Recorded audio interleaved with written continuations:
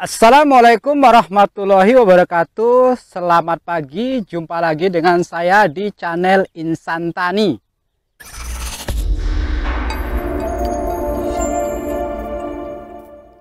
Di video ini akan saya bahas cara mudah mengatasi penyakit layu bakteri pada tanaman cabai seperti ini.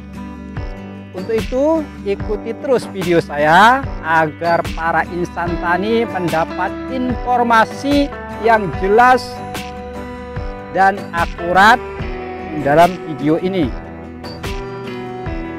Sebelum kita bahas cara mengatasi penyakit layu bakteri pada tanaman cabai seperti ini, terlebih dahulu kita harus pahami penyebab dari penyakit ini apa, lalu bagaimana tanda-tanda serangannya, selanjutnya cara pengendaliannya bagaimana, lalu pestisida yang digunakan itu apa. Nah, untuk itu mari kita bahas satu persatu. Kita mulai dari yang pertama, Penyebab penyakit ini adalah bakteri, namanya Ralstonia solanacearum.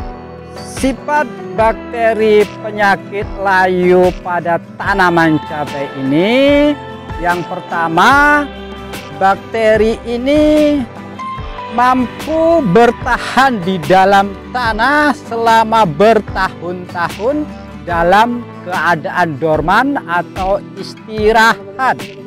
Yang kedua, bakteri ini akan aktif jika lingkungan tanah tempat bakteri ini bertahan mendukung untuk tumbuh dan berkembang bakteri penyakit ini. Ketiga, pintu masuk bakteri ini melalui luka yang ada pada akar tanaman cabai. Oleh karena itu, usahakan agar tanaman cabai tidak mengalami perlukaan. Yang keempat, pada awal serangan, bakteri menyerang pada pangkal pembuluh akar dan pangkal batang. Selanjutnya menyebar ke seluruh bagian tanaman. Transportasi air dari akar ke seluruh bagian akar tanaman akan terhambat. Yang kelima, pada awal serangan, kelayuan terjadi pada siang hari dan selanjutnya pada sore hari. Ketika terik matahari mulai menurun, maka tanaman cabai ini akan segar kembali.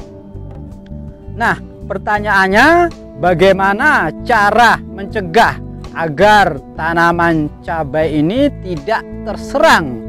Ada beberapa cara yang dapat kita lakukan. Pertama, gunakan varietas unggul yang toleran terhadap penyakit ini. Yang kedua, sebelum melakukan pertanaman, siapkan terlebih dahulu lahan pertanaman ini sebaik mungkin. Misalnya, gunakan pupuk kandang dalam keadaan benar-benar matang sempurna agar tidak terkandung bakteri yang dapat menyebabkan penyakit. Lalu gunakan Trichoderma sp. Tujuannya untuk menekan pertumbuhan jamur dan bakteri yang dapat menyebabkan penyakit.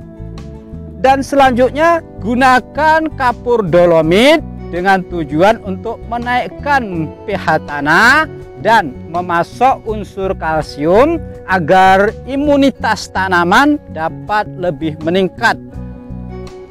Yang ketiga, lakukan perendaman bibit dengan bakterisida. Ini dapat dilakukan saat petani menggunakan bibit dengan sistem cabutan.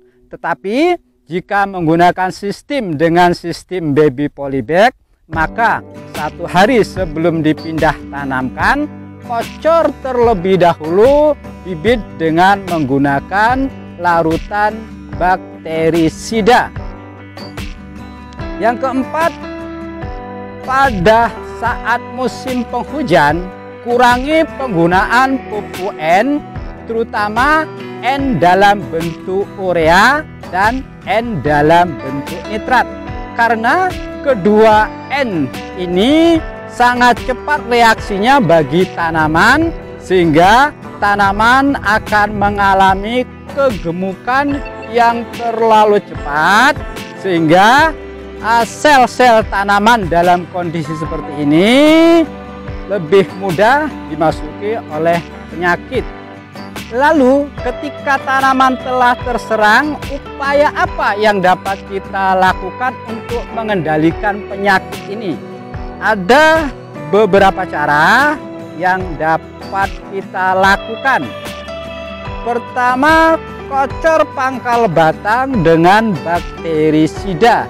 Yang kedua, pada awal serangan lakukan penyemprotan pupuk daun dengan konsentrasi yang rendah.